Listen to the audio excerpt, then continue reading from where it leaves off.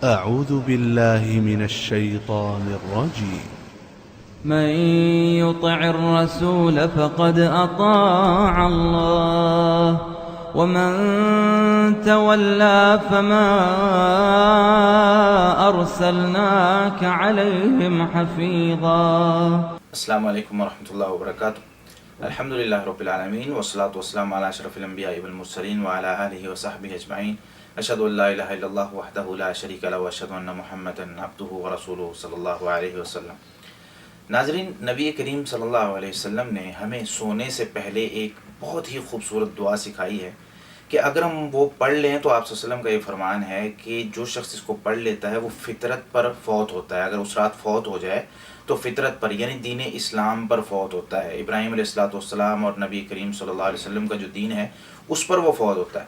صحیح بخاری میں 247 نمبر حدیث ہے جس میں نبی کریم صلی اللہ علیہ وسلم نے کچھ اس طریقے سے ارشاد فرمایا. برا بن عازب رضی اللہ تعالیٰ عنہ فرماتے ہیں کہ نبی کریم صلی اللہ علیہ وسلم نے فرمایا: اذا اتیت مسجعک فتوضأ وضوءک للصلاة ثم استجع علی شقک الایمن. جب آپ سونے کے لیے بستر پر جانے لگیں تو آپ پہلے نماز والا وضو کر لیں، جو ہم نماز کے لیے وضو کرتے ہیں وہ وضو کر لیں. اس کے بعد آپ اپنی دائیں کروٹ پر لیٹیں. دائیں کروٹ مطلب کہ ہم جب لیٹیں تو ہمارا یہ جو داہنا حصہ ہے جسم کا یہ زمین کی طرف ہونا چاہیے. دائیں کروٹ پر لیٹیں اور پھر آپ صلی اللہ علیہ وسلم فرمایا: ثم قل، پھر آپ یہ کہیں: اللہم اسلمت وجہی الیک وفوضت امری الیک والجأت ظہری الیک رغبتا ورہبتا الیک لا ملجأ ولا منجأ منک الا الیک اللہم آمنت بکتابک الذی انزلت وبنبیک الذی ارسلت. یہاں تک یہ دعا پڑھنی. آپ صلی اللہ علیہ وسلم فرمایا: فإن مت من لیلتک، اگر آپ اسی رات فوت ہو جائیں، فأنت علی الفطرہ، تو آپ فطرت پر فوت ہوں گے یعنی دین اسلام پر فوت ہوں گے. اور آپ صلی اللہ علیہ وسلم نے ساتھ یہ بھی فرمایا کہ وَجْعَلْهُنَّ آخِرَ مَا تَتَكَلَّمُ بِهِ، سب سے آخری جو بات آپ نے کرنی ہے نا، کوشش کریں کہ یہ اس وقت پڑھنی ہے. مثال کے طور پر کئی دفعہ انسان کچھ لیٹتا ہے جا کر اور ابھی اس کی باتیں باقی ہوتی ہیں، فیملی کے ساتھ باتیں کرنی ہیں یا کسی اور کے ساتھ باتیں کرنی ہیں، تو انسان پہلے یہ پڑھ لیتا ہے شروع میں اور پھر باتیں کرتا رہتا ہے. آپ صلی اللہ علیہ وسلم نے فرمایا کہ اس کو آخر میں پڑھو، جب ساری باتیں ختم ہو جائیں، سونے لگے ہیں بالکل اور کوئی کام نہیں ہے اس کے بعد، تو پھر یہ پڑھیں اور اس کے بعد سو جائیں، اس کے بعد کوئی کام نہ کریں، کوئی بات نہ کریں. اس دعا کا ترجمہ کیا ہے؟ مختصر ترجمہ یہ ہے، آپ صلی اللہ علیہ وسلم نے جو دعا ارشاد فرمائی ہے: اللہم اسلمت وجہی الیک، اے اللہ میں اپنا چہرہ تیری طرف متی کرتا ہوں، وفوضت امری الیک، اور اپنا معاملہ تیرے سپرد کرتا ہوں، والجأت ظہری الیک، اور اپنے آپ کو تیرے ساتھ لگا دیتا ہوں، یعنی میں اپنی کمر جو ہے اس کی ٹیک تیرے ساتھ لگا دیتا ہوں. مطلب یہ ہے کہ تیری حفاظت میں آتا ہوں. رغبتاً ورہبتاً الیک، تجھ سے ڈرتے ہوئے اور ثواب کی امید کرتے ہوئے یہ کام میں کرتا ہوں.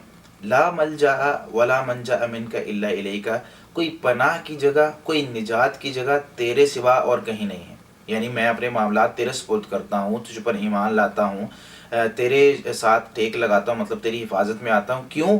کیونکہ تیرے سوا نہ کوئی نجات کی جگہ ہے، نہ کوئی بچانے کی پناہ کی جگہ ہے.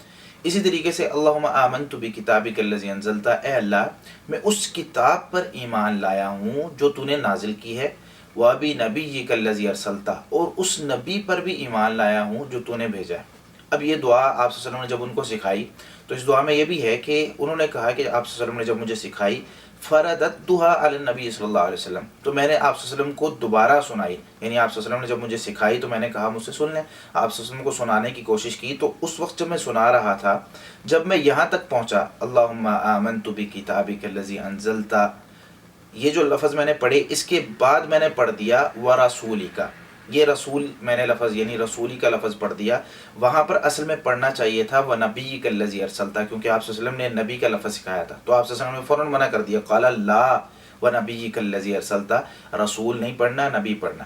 علماء کرام نے یہاں ایک بہت ہی زبردست قاعدہ بیان کیا، وہ یہ کہ عبادات میں آپ صلی اللہ علیہ وسلم نے جو عبادت جیسے جہاں جتنی سکھائی ہو وہ عبادت ویسے وہاں اتنی کرنی.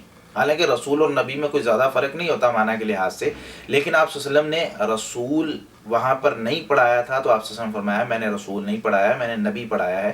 تو رسول کی جگہ نبی ہی پڑھو جو میں نے پڑھایا. تو عبادت میں ہمیں دعاؤں میں، اذکار میں وہی الفاظ ادا کرنے چاہیے جو نبی کریم صلی اللہ علیہ وسلم نے ہمیں سکھائے ہیں۔ تو ہمیں رات کو سوتے وقت یہ دعا پڑھنی چاہیے، خود بھی پڑھنی چاہیے، اپنے جو عزیز و اقارب ہیں ان کو بھی بتانی چاہیے، کیونکہ کئی لوگ ہم میں سے اس طرح کے ہوتے ہیں کہ رات کو سوتے ہیں، صبح اٹھ نہیں پاتے۔ تو اس دعا کو پڑھنے کا فائدہ یہ ہوگا کہ ہم اسلام پر، دین پر جو ہے فطرت پر فوت ہوں گے۔ اللہ رب العالمین ہم سب کو اس حدیث پر عمل کرنے کی توفیق عطا فرمائے۔ السلام علیکم ورحمۃ اللہ وبرکاتہ۔